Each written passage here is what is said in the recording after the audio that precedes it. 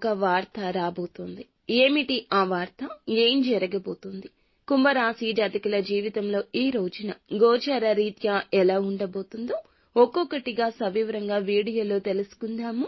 Video నచ్చితే తప్పకుండా ఒక చిన్న లైక్ అయితే చేసి మమ్మల్ని సపోర్ట్ చేయండి. ఇక ఆలస్యం లేకుండా వీడియోలోకి వచ్చేద్దాము. ఈ రోజున ఈ రాశి జాతకుల గోచారం గురించి మనం చెప్పుకోవాలి. పదే పదే చెప్పిన ఇదే వాస్తవం అంటున్నారు జ్యోతిష్య పండితులు. పోలేరమ్మ తల్లి జ్యోతిషాలయం. మీరు ఎక్కడెక్కడో జ్యోతిష్యం చెప్పించుకొని నిరాశ చెంది ఉన్నారా?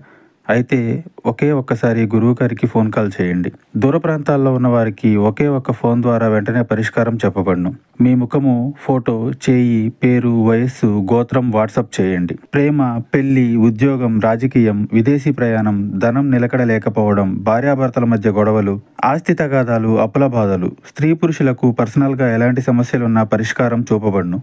గురూజీ రామరాజు గారు. Phone number 9701875831. ఎంతో నమ్మిన ఒక వ్యక్తి నుంచి విశ్వాస భంగం లేదా ఒక మాట తూలనాడడం ఇలా జరిగే అవకాశం ఉంది. ఇది కుటుంబ సంబంధం కావచ్చు, ప్రేమ సంబంధం కావచ్చు, లేదా అత్యంత సన్నిహిత మిత్రుడి నుంచి కావచ్చు. ఒక విషయం తెలుసుకున్నప్పుడు మీరు తట్టుకోలేనంత బాధ అనుభవించవచ్చు. ఇది గుండె పగిలినట్లు అనిపించవచ్చు. అందుకే ఎవరి మాటల్ని, ప్రవర్తనను కూడా ఇప్పుడు ఒకసారి ప్రశ్నించుకోండి. భావోద్వేగాల్లో తీసుకున్న నిర్ణయాలపై కంట్రోల్ అనేది ఉంచండి.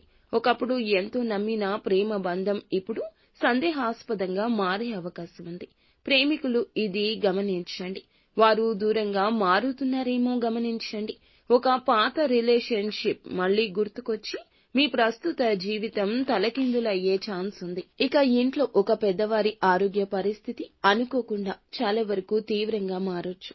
మీపై ఎవరైనా తప్పు నింద వేసే అవకాశం ఉంటుంది. దానివల్ల కుటుంబ సభ్యుల మధ్య అన్య అభిప్రాయాలు కూడా ఏర్పడొచ్చు. ఈ రోజున మీరు ఖచ్చితంగా ఏమిటంటే గనక మీ మాటల విషయంలో, చేతల విషయంలో జాగ్రత్త. ఒక గొప్ప ఆఫర్ ఈ రోజున అందినట్టే అంది చేజారిపోయే అవకాశం చివరికి కూడా కనిపిస్తుంది. మీ సహోద్యోగులు లేదా వ్యాపార భాగస్వామ్యులపై మీరు పెట్టుకున్న నమ్మకం తక్కువ అవుతుంది. విశ్వసనీయ వ్యక్తులతో మాత్రమే కీలక విషయాలు పంచుకోండి. నిత్యం శివునికి పూజ చేసుకోవడం, వీలైతే రుద్రాభిషేకం చేయించడం మంచిది. అననుకూల ఫలితాలు అనుకూలంగా మారతాయి. మానసిక స్థైర్యం, ధైర్యం కలుగుతుంది. ఆరోగ్యం విషయంలో ప్రత్యేక శ్రద్ధ వహించండి. గుండె చుట్టూ భయాందోళనతో ఉంటే గనక వైద్యులను సంప్రదించండి. ఇక ఇది పరిశీలించుకోండి. ఆత్మవిశ్వాసాన్ని పరీక్షించుకునే సమయంగా చెప్పడం జరుగుతుంది. జీవిత మార్గాన్ని కూడా మార్చే ఒక సదవకాశం వస్తుంది. నష్టం జరిగిన చోటి భవిష్యత్తులో మంచి జరుగుతుంది. నిత్యము శివారాధన చేసుకోవడం, కష్టం వచ్చినప్పుడు పరమశివునికి చెప్పుకోవడం, దైవారాధన చేసుకోవడం, దైవాన్ని గుడ్డిగా నమ్మడం మీకు మేలు చేస్తుంది.